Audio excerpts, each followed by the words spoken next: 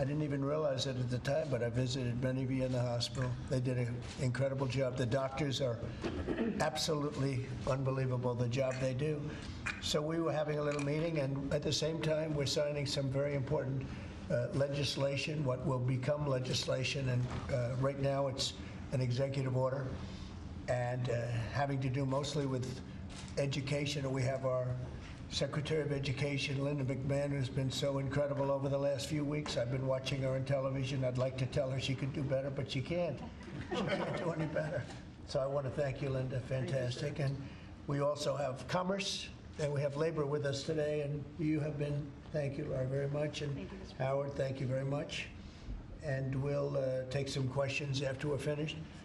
Maybe I'll ask Will to step forward, and you can go through some of these. Yes, Also, sir. Lindsay, you work with Will, two very talented lawyers, as you all know by now. Thank you, Mr. And President. we'll go through them. And Linda, why don't you come over here? In fact, why don't the three of you come over here? We also have a special guest with us today, sir. Oh, that's right. Annette Albright. Where is Annette? Annette Albright. Charlotte Mecklenburg, school teacher. Very special one. Thank you very much. Thank you. It's a great honor to have you. Get all sorts of awards for talent. That's good. Thank you very much for being with us. Appreciate it. Thank you. Okay, please. Sir, the first executive order we have prepared for your attention, there are currently laws on the books requiring certain disclosures of universities when they accept large foreign gifts. We believe that certain universities, including, for example, Harvard, have routinely violated this law, and this law has not been effectively enforced. So this executive order charges your departments and agencies with enforcing the laws on the books with respect to foreign gifts to American universities. Okay, thank you. Thank you very much. We'll put it right here. Next for you, sir, university accreditation is currently a process controlled by a number of third-party organizations. That's by statute, by law. Many of those third-party accreditors have relied on sort of woke ideology to accredit universities instead of accrediting based on merit and performance. This executive order affects a number of changes to the university accreditation process, also applies to law schools and other sort of graduate programs. But the basic idea is to force accreditation to be focused on the merit and the actual results that these universities are providing, as opposed to how woke these universities have gotten.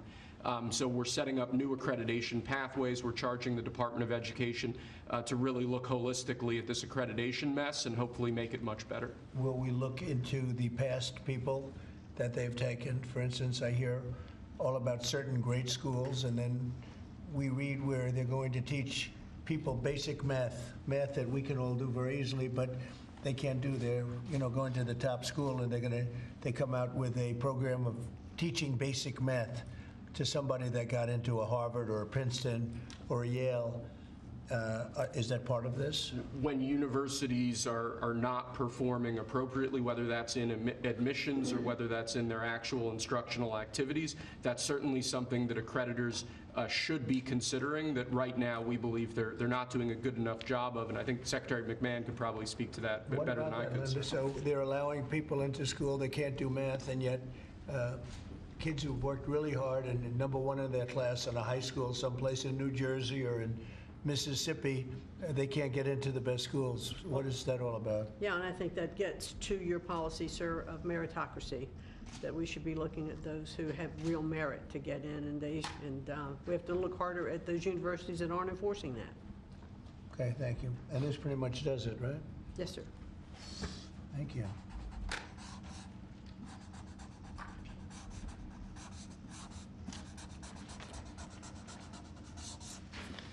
Okay.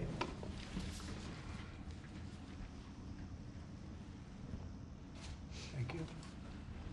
Sir, during your first administration, you made promoting historically black colleges and universities, HBCUs, a major priority. This executive order takes existing law on HBCUs and brings it into effect. We're going to be setting up a White House initiative on HBCUs. The basic idea here is making sure that every aspect of your administration is working to ensure that HBCUs are able to do their job as effectively and as efficiently as possible. Okay.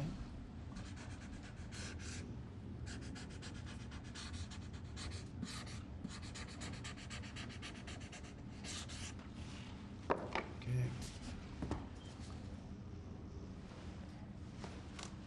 All right. This next executive order relates to artificial intelligence education, sir. You've obviously done a lot in the artificial intelligence space already. The basic idea of this executive order is to ensure that we properly train the workforce of the future by ensuring that school children, young Americans are adequately trained in AI tools so that they can be competitive in the economy years from now into the future as AI becomes a bigger and bigger deal. That's a big deal because AI is where it seems to be at. We have literally trillions of dollars being invested in AI. And somebody today, a very smart person, said that AI is the way to the future. I don't know if that's right or not, but certainly very smart people are investing in it heavily.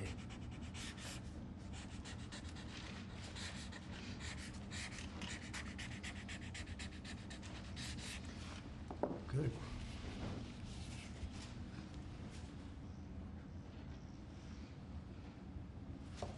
Okay. Next, sir, we have an executive order on workforce development. This executive order is going to charge numerous departments and agencies within the government to reshape the way that we do workforce development. One example from the executive order, for instance, we're looking to get the total number of apprenticeships, new apprenticeships, up to 1 million in the country to ensure that in critical jobs areas, in areas where we currently don't have enough trained workers, that we're recreating that pipeline to ensure that, particularly as we onshore industrial jobs and new industries, that those industries have the workforce they need to be competitive globally. Right. Very important. And this is the EO that we're all here working together. And in a way, this is like a training center, right, for what we're trying to do, which is jobs at great salaries. These are great salaries, too. Right, it's exactly, so all those factories that you're bringing in because of your trade policy, we're going to train people in trade craft, bring back trade craft to America so that people can work in these factories with great paying jobs, and we're going to train them, and we're going to remake the American dream for all these people. We're working together. That's right. Right, Lori? Absolutely. This plays right into America at Work Tour, which I have kicked off. We will work with our state partners and work with our businesses to see exactly who they need in that workforce, and we will skill and upskill these apprentices so they can get right to work and get in the field and build back this economy for exactly living the American dream. Good, Lauren. Yeah. Thank you, sir. Thank you, Mr. President. Next, sir, we have an executive order on school discipline policies. Under, I believe it was the Biden administration, first Obama and then Biden, the Department of Justice issued guidance that made it almost impossible for schools to enforce adequate disciplinary policies. This created issues in the classroom for teachers and students alike. Basically, they focused on CRT and sort of diversity ideology instead of actually just enforcing the rules in classrooms to ensure a safe learning environment. This executive order revokes that prior guidance and puts us back in a place where hopefully the Department of Education can focus on education and teachers can focus on teaching in a safe environment. And this was important for you, Linda, as I understand it. Huh? Yeah, absolutely, because it gives teachers the authority now to have discipline in their classroom and discipline the person who is being disruptive. Great. We took that away.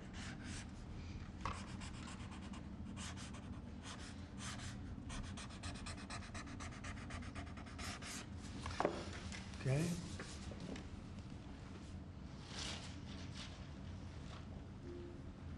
Nice. Cool. Here, Linda, you should hold that. Lastly, sir, we have an executive order on disparate impact theory. This is a theory that underlies a lot of the modern DEI and CRT-driven diversity culture. The basic idea here is instructing your departments and agencies to no longer rely on disparate impact theory as they're regulating, as they're issuing guidance, as they're making rules.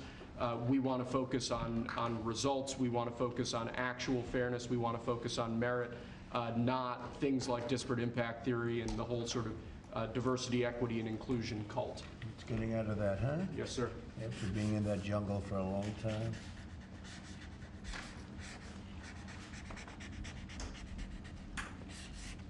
Okay. Thank you. Very good job. Thank you, sir. Very much. Appreciate it. Very much. Would you like to introduce again Annette, and perhaps Annette wants to say something having to do with that? To Annette ask is her. right here. Yes, Annette, yes, please come over. Would you like to have some comments to make? I know you're a former Charlotte Mecklenburg school teacher. I'm a North Carolina girl, so Yes, it's nice to see you. Newbern. Yes, from Yes. Newbern. Yes. Thank you so much for having me. Thank you so much. I'm so honored to be here. This has been an 8-year journey for me to raise awareness to the violence that's in public schools and the critical need to address violence in public schools. Again, been doing it 8 years because most administrations like to keep the violence hidden. We have 3 students that should be here with us today. We have Austin McCalf, I'm sorry if I say his name wrong, Serenity Baker, and Nizir Taylor from Charlotte, North Carolina, who was shot in the back as he was getting off of a school bus because they thought he was a part of a big brawl that happened inside a public high school. So this is very important and critical legislation that we have to keep our educators safe, we have to keep our students safe, and public schools have to be safe environments. So I think, like I said, I've done this journey alone, I've been on it, but I have a whole team behind me now. I spoke at the RNC, and I told millions that Donald Trump and his administration was going to make schools great again, and I feel that we're on the right path, and I'm just honored to be here. Thank you very much.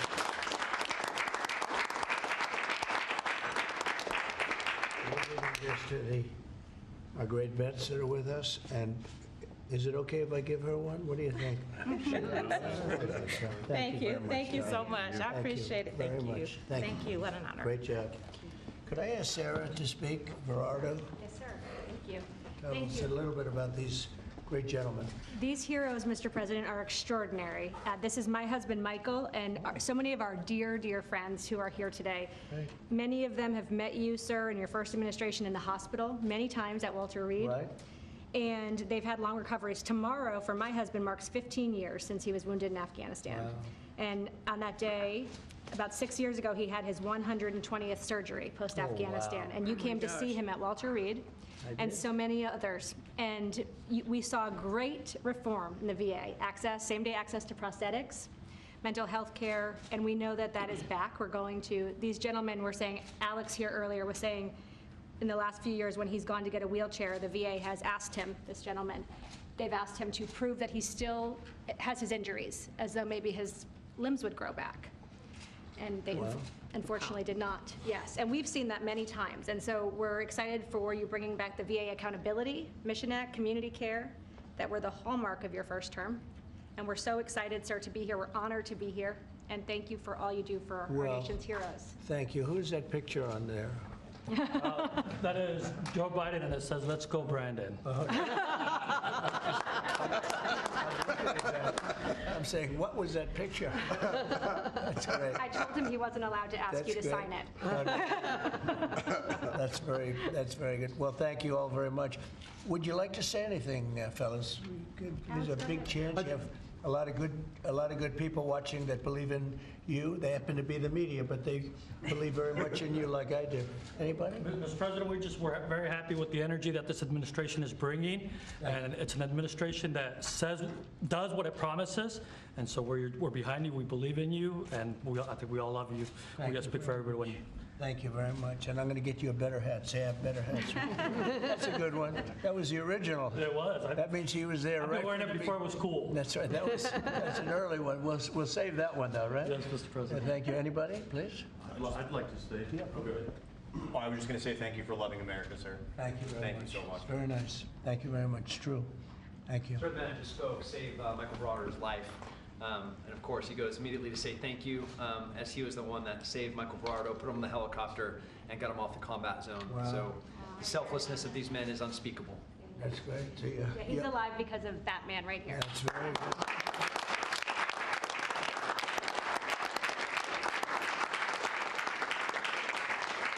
And these are amazing people, great heroes, so that's really great. Anybody else? Yes. I'd like to say it was an honor to serve. You are worth it, this country's worth it, and it's because of what Christ paid for. Thank you. And we have a spirit that people haven't seen in many years, at least 5. That they haven't seen. I think even then, because we've been through so much for the last 4 years together, it was so bad. It was so bad what they've done to the borders, what they've done all over the place, and it's really an honor to be with you, all of you. Incredible. And I'm going to give you these coins that I think you're going to really like them. I think they're the best. These are the best coins. And you have your chips. This is gunmetal. I don't know, soldiers like the black, but I think you like this one. It's okay. A lot of soldiers like the black. Here you go. What do you like? I'll go to black, Mr. President. Huh? Yeah. See, I told you. I have that. These are choices.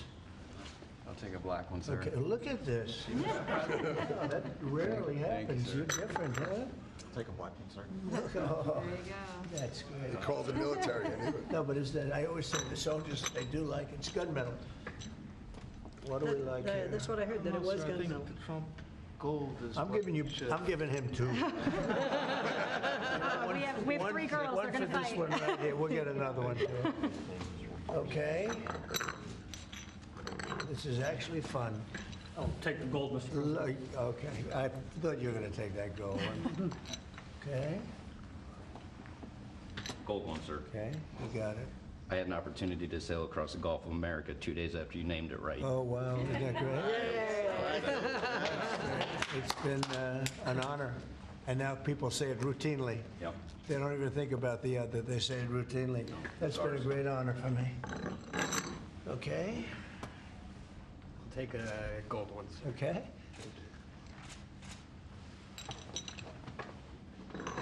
Almost even. I think gold has an edge. Oh, I would love a gold one, You sir. got it? Thank you so much. Thank The you. gold, it picked up at the end, right? So you all okay? That's good. So I want to thank you very much, and especially, that's a great story. Yeah? Sir. So what do you think of a guy like that? Pretty good. Oh, we actually, him and him, we all served together. Wow. And Jared over there. So you And guys, oh, I forgot. so you guys got hit, huh? Pretty good. You got hit. Pretty good. Amazing, We're in a amazing. pretty tough area in Kandahar, in the Arghandab River Valley, Right, right it's outside tough. Kandahar. Their unit had a more than 50% Purple Heart rate, sir, Wow. in 2010. You deserve it. You deserve that and more. We appreciate it so much. Brave, really brave, brilliant people. Thank you very much.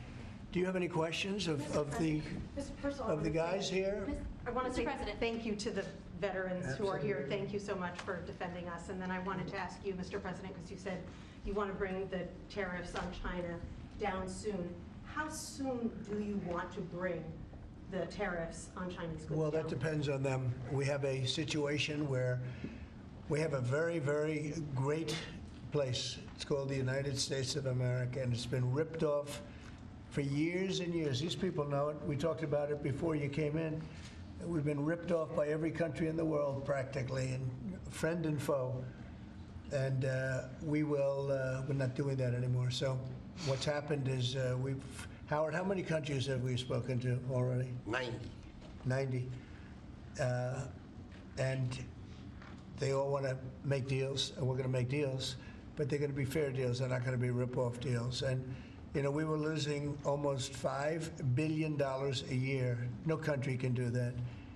And now we have it down almost to even, maybe even better than even, because of the tariffs on cars and aluminum and steel. We have tariffs 25% on cars, aluminum, and steel. There's a rush to build new steel plants, a rush to build new aluminum plants, and a biggest rush I've ever seen, that we've ever seen, to build car plants. We have like 11 of them or something, big ones, where you guys maybe work. Maybe you won't want to work, you'll do something else instead of that. But if you like cars, you'd like to work at one of these plants, the biggest plants in the world. 3 of them have left Mexico before construction started, 1 of them during construction, and they're coming to this country. They're coming back. Don't forget, and we get along great with Mexico, but Mexico took 32% of our car building business. So it's amazing what's happened. Remember this number, anywhere from $3 to $5 billion a day. That's not $1 million, that's $1 billion a day. Nobody can even imagine it. And that's what we were losing. And, you know, hence we have $36 trillion in debt and everything else. And in the end, I think what's going to happen is we're going to have great deals. And by the way, if we don't have a deal with a company or a country, we're going to set the tariff. We just set the tariff. It's something that we think that will happen, I'd say, over the next couple of weeks. Wouldn't you say? I think so. Over the next 2-3 weeks. We'll be setting the number, and we're going to pick, could be for China too, could be for China. We're dealing with almost all of them. Too many to fully deal with, but we're going to be fair to them. But we're dealing with a lot of countries right now, and could be with China, but maybe we'll make a special, a deal, and we'll see what it will be. Right now it's 145%, that's very high. It got there because of the fentanyl. They're sending massive amounts of fentanyl into our country and killing a lot of people, probably 200,000 plus a year, wiping them out. You probably all have friends who were killed, somebody was killed in your family or your friends with fentanyl, and somehow it's made almost exclusively in China. And as you know, we essentially taxed them 10 and then another 10. We also taxed Mexico 25, and we taxed Canada 25. And that's the kind of money, that's what's pouring into our country right now. And it's gotten us down from losing $3 to $5 billion a day to actually making money, but breaking even, let's say, but we're going to make a lot of money. And that money is going to be used to reduce taxes. We're going to get big tax breaks. We're going to, there was a time, I said it this morning, I think some of you were there was a time from 1870 to 1913, it was a long time ago, we were an all-tariff nation. Foreign nations paid taxes. They paid money to us in the form of tariffs. And that was when we were the wealthiest. We were the wealthiest proportionately that we ever were. And they formed committees in 1887 in particular, but they formed committees to determine what we should do with all the money. We had so much money, you guys would have loved it. We had so much money, they didn't know what to do with it. We gave it away to different causes, and you haven't seen that too much anymore, although we give plenty away, but now we shouldn't be giving it away. We have to take care of ourselves first, right? Absolutely. But we were very wealthy, and proportionately the wealthiest we ever were. We built the Panama Canal. Jimmy Carter gave that away for $1, by the way. One of the most profitable things ever built, the Panama Canal. We gave it away for $1 to Panama. Why? I don't know. Nobody knows, but that's what we had. We had people like that sitting behind this desk. And that shouldn't have happened. Panama Canal, it was the most expensive thing ever built by our country in history. I'm talking relative dollars. We've never built anything so expensive. I think it was the equivalent of $1.7 billion. And we've never built anything like that. We built a lot of things, but never so expensive. Then we started building other things. We had a lot of money to do it, all based on foreign countries coming in and paying us tariffs. And we're doing that again, and I think we're going to make so much that we're going to be able to reduce taxes in this country by a lot. And we're also going to treat those countries very fairly. But if we don't make a deal, which is possible, we're going to just set the price. Because you remember, they have to come in, they want to come in here, and they want to do business with the United States. So we want to set a fair price, and we'll do that. We're going to be very fair, but we'll set a fair price.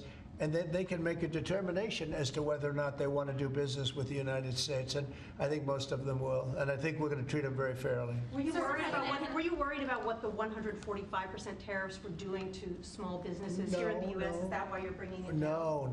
No, I haven't brought it down. I haven't brought it, still 145. I haven't brought it down. I said it's a high tariff. It is a high tariff, but I haven't brought it down. It basically means China's not doing any business with us, essentially, because it's a very high number. So when you add that to the price of a product, a lot of those products aren't going to sell. But China's not doing any business. They were doing $1.1 trillion. Think of that, $1.1 trillion. You know what that is? And it was just very unfair to us. And we were doing very little, relatively very little with them. It was a one-sided, very one-sided. But we get along. I get along very well with President Xi, and I hope we can make a deal. Otherwise, we'll set a price, and hopefully they'll come here and they'll contribute. And if they don't, that's okay. So on your trip to Rome, there's a lot of leaders attending the Pope's funeral who also said they'd like to meet with you while you're there. Do you have any meetings set up? Or are you looking to Yes, meet? I do. I have a lot of meetings set up. I don't know if I can do it. Do you want to help me out, fellas? I got a lot of meetings. I got every leader in the world, which tells you that we have a good product. It's called the United States of America, and it's great. And these people know about it better than anybody in this room. But we have a great place, and it should be a lot greater. And that's what we're going to do. We're going to make it greater than ever before. It's very simple. Who are you going to be meeting with, President Zelensky? Well, I have a lot of meetings set up, yeah. And are you A lot. bringing anyone with you in the U.S. delegation to the funeral, like Secretary Rubio or a former president? We have a couple of people coming. We'll announce it probably this evening or tomorrow. First Lady's going, and some people are coming with me from staff. But we'll have a number of people going. I'm sure it's going to be a beautiful ceremony. Okay? I had one on Ukraine, but I wanted to ask you one about veterans since they are here today, and thank you for your service and sacrifice. I wanted to ask you about the cuts that have been made, including with the VA. Can you assure that veterans like these men here, those that have been suffering from mental health issues or burn pits, for example, will be taken care of? Yeah, very much so. In fact, they will tell you it's been better with me than any president in history. We had a 92% approval rating, which is unheard of, up 50 points from the previous administration in my first 4 years, and we're doing better now. And in fact, now they have something, the call-in doctor stuff, where it's really become, modernized and great, where you don't have to go and travel sometimes long distances to get to a clinic or get to the VA. And I just heard this morning, I was listening to Doug Collins, who's the secretary. He was being interviewed, and the numbers are incredible. The approval ratings are the highest I've never heard numbers like this. It's better than the first 4 years. So no, there's no group of people more important than the people in this room. And I am not talking about the media. I'm talking about these people right here. There's no group, and they're going to be taken really well care of. That's very important to me. And on the war in Ukraine, are you going to be meeting with President Zelensky? He's asked to meet with you this weekend. Will you be meeting with him? I don't know. I don't know that he's going to the funeral or not, but I just hope he gets this thing solved, because we're losing about, think of this, 5,000. I was saying 2,500, and everyone was telling me that's low. 5,000 soldiers are being killed every week, approximately. Think of that. Every week, 5,000 soldiers, but let's say from 3,000 to 5,000 are being killed. They're Russian and Ukrainian. They're not Americans, but they're Russian, but they're people. And they're humans. They're human beings. They have families. They wave goodbye to their son, and then they get a call that the son's no longer there. It's a vicious war, and if I can help solve it, we're not losing our soldiers, but we're losing soldiers, a lot of people. And if I can solve it because of a certain ability, that would be great. And if it doesn't happen, I will say that I think Russia is ready, and a lot of people said Russia wanted to go for the whole thing. And I think we have a deal with Russia. We have to get a deal with Zelensky, and I hope that Zelensky, I thought it might be easier to deal with Zelensky. So far it's been harder, but that's okay. It's all right. But I think we have a deal with both. I hope they do it, because I'm looking to save. And, we spend a lot of money, but this is about a lot of humanity. This is the worst. I get the pictures, the satellite pictures. I've never seen anything like it, of the fields after some of these battles. It's horrible that it's going for nothing. We would have never had this problem. You would have never had that war if I were president. I guarantee you that. And for 4 years, you didn't have it. Are you hoping to meet with Vladimir Putin? Are you hoping to meet with Vladimir Putin I will be meeting in with Saudi him. Arabia? It's possible, but most likely not. I think we'll meet with him shortly thereafter, though. What is Mr. Mr. President, Wickoff thank going to you. present to the? Federal Reserve Chairman Please. Jerome Powell, during the Biden administration in the campaign, with inflation raging, he lowered interest rates 2 times. That's right. Now, with 2 consecutive months of inflation being down, all economic theory you learned in the 8th grade says it's time to cut rates when inflation is down. You're right. He's not done that. Have you had any direct conversation with him? No, I haven't. I haven't called him. I might call him. I haven't called him, but I believe he's making a mistake by not lowering interest rates. And I think as well as we're doing, we'd do much better. He's keeping rates too high. He historically has been late, except when it came to Biden. He was recommended by a certain person that I'm not particularly happy with, but he will hopefully do the right thing. The right thing is to lower interest rates, so we'll see what happens. I think we're sitting on something that's going to be very good. With all the tariff money starting to come in, our country's going to be doing really well, and hopefully he'll be doing. We don't have inflation. Groceries are down. When I first came in, you people were there. They hit me with the first day that I was president. Somebody started screaming at me that eggs are up. I said, I just got here. And in the first week, they were going crazy. You remember that, Linda? Yes. They were going crazy. They're saying, egg prices are too. I said, I'm here for 1 week. Just leave me alone. This is a fake news radio. And I said, you know, what can I tell you? But Brooke Rollins, our Secretary of Agriculture, and a group working with her have done an amazing job. And egg prices have gone down 87%. Energy now is down $65 a barrel. They have some energy selling gasoline for less than $2 in a couple of states. Alabama, a couple of great states, but all over the country, it's way down from what it was 6 months ago, 3 months ago. And that has a lot to do with the war. You know, when Biden allowed energy to skyrocket, it just skyrocketed. It was out of control. Russia made a lot more money because they make their money on energy. And I kept saying, you know, he supposedly wants to end the war, but he lets energy go out of control. Well, I've gotten it.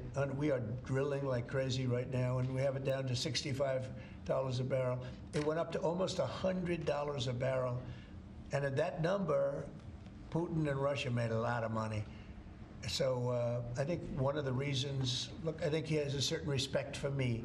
But one of the big reasons is oil prices are down. I think this is a good time to get the war settled. Thank you. Thank you. One more question. Thank you for that question. For those of us that live here in the district, you said when you came in, you were going to make Washington, D.C. great again. Right. One of the issues we've got right now is we understand there might be an imminent deal between the owner of the Washington football team, whatever you want to call them now, Commanders, and locally in getting the Redskins back to D.C. and RFK Stadium. That's on federal property. Right. Are you going to be involved in that negotiation? Yeah. And would one of the stipulations be they change their name back to the Redskins? Oh, I see. Well, that's a little bit, nobody's asked me that one. Look, I think when the Indian population is a great part of this country, a great heritage. And we were talking about Massapequa, Long Island, the Chiefs, they call themselves the Chiefs, or the Kansas City Chiefs. They're not changing their name. A great team, great people, great owners, great coach and quarterback. I love the quarterback, like his girlfriend too, and his wife. His wife is great. She's been a big fan. His quarterback's mother is incredible. I like that team. They're called the Chiefs, and frankly, I see nothing wrong with it. They call them the Warriors, and not that team, but a lot of other teams, and all of these Indian surnames and different names. And I'm saying that I think that's a positive thing. And when you go back to Indians, they polled this. They don't know why these names are being taken off. They're trying to. I think it's degrading to the Indian population, and it's a great population, and they like when they're called by various names. Now, Washington. The Redskins, perhaps that's a little bit different, but I can tell you that I spoke to people of Indian heritage that love that name and they love that team, and I think it's I think it's a superior name to what they have right now, and it had heritage behind it. It had something special. But a lot of the names having to do with, different places, not just Indians, but I think they changed the name of the Cleveland Indians. Why would you take the name Indians off the Cleveland Indians? And now it's called the Cleveland something else. Right? Guardians, it just doesn't make sense to me. So, we're about bringing common sense back to this country. And it may be popular or unpopular what I'm saying and I've just said to you. He's a nice guy. He got a lot out of me on this one, but I mean, I think most people agree with me. I think it really is demeaning to Indians. But to change the name of the Cleveland Indians as an example to the Cleveland Guardians is not the same, and I'm sure it has an impact on the team. Please. Sir, thank you, sir.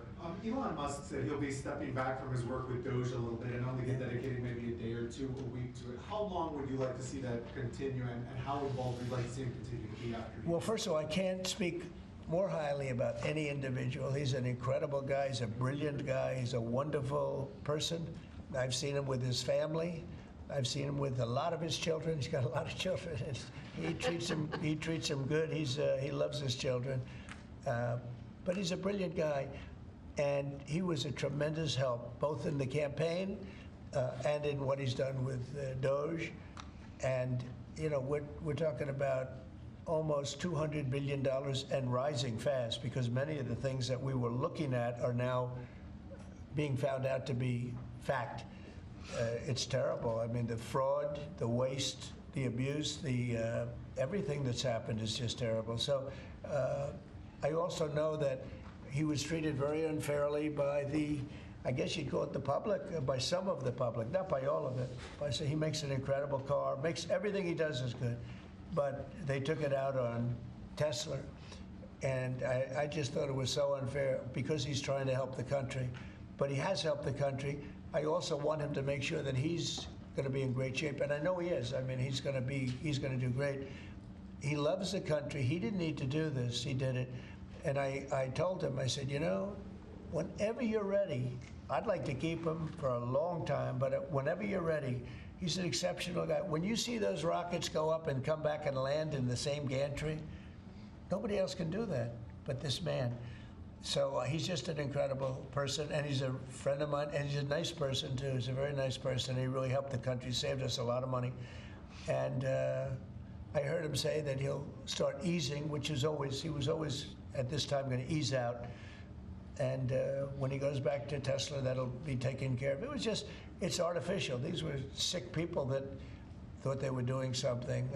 He's a great patriot, and it shouldn't be the way, that should never have happened to him. And I will tell you right now, he makes a great product. He makes a great product. It's a great car. It's great everything. Starlink is great. What he does is good. He's doing medical things that are amazing. And we have to, at some point, let him go and do that. And we expect him to be doing it about this time. But I'll talk to Elon about it. Thank you for the question. A second question. Yeah. Canada has an election coming up. Do you have a prediction for that, and what do you think the results of With that respect to Canada? with the negotiations? Oh, I don't want to predict other nations' elections. It's tough enough doing this one.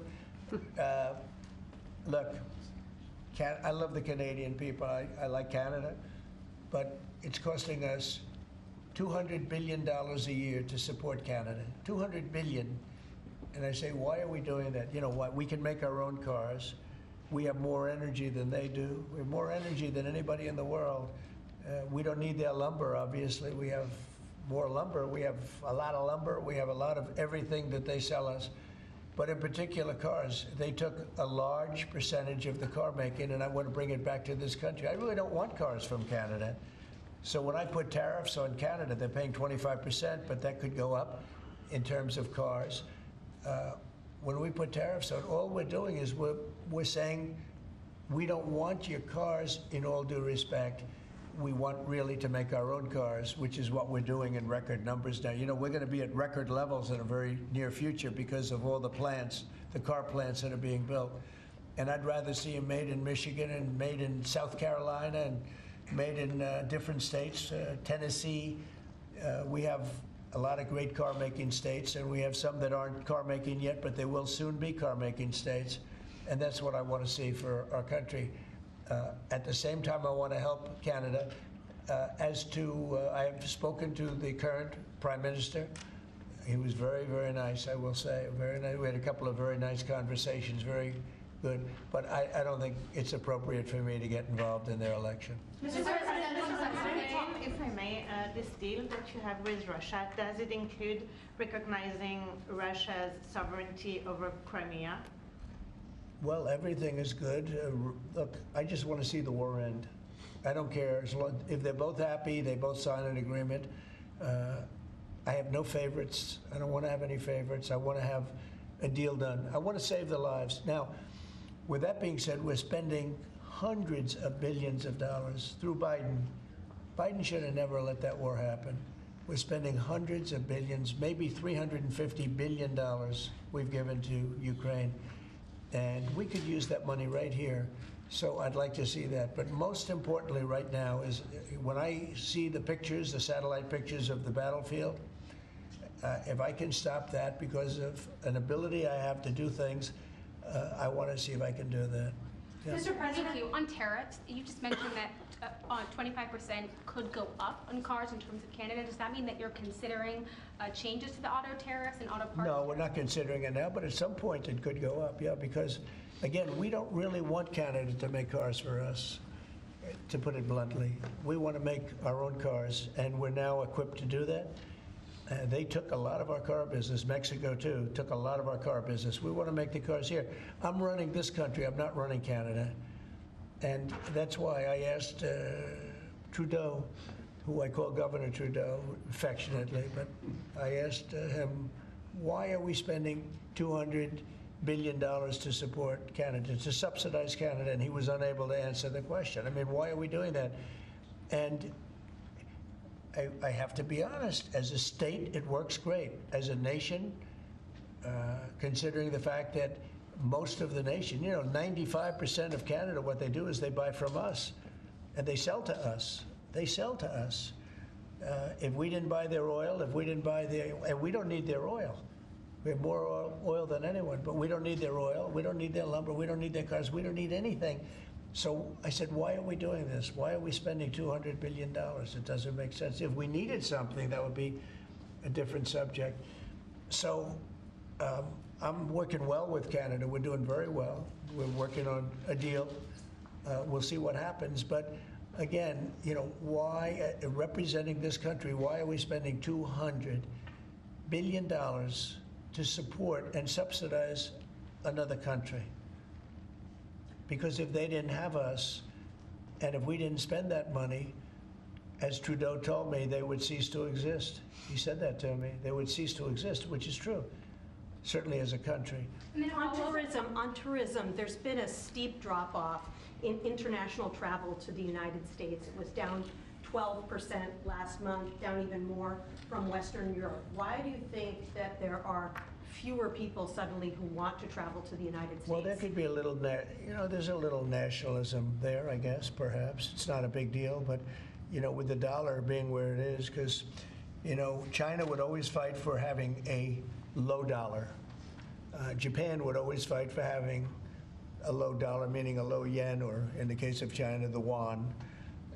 They'd always want to have, I'd speak to President Xi a lot. I'd say it's unfair that your yuan is so low. I'd call up a great man, Prime Minister Abe, great man, Shinzo, who was unfortunately assassinated. And I used to tell you, he was a good friend of mine. I used to say, Shinzo, you can't let your yen go down. It makes it very hard for us to sell tractors. It makes it very hard to us to get tourism. And our dollar is a little bit on the low side.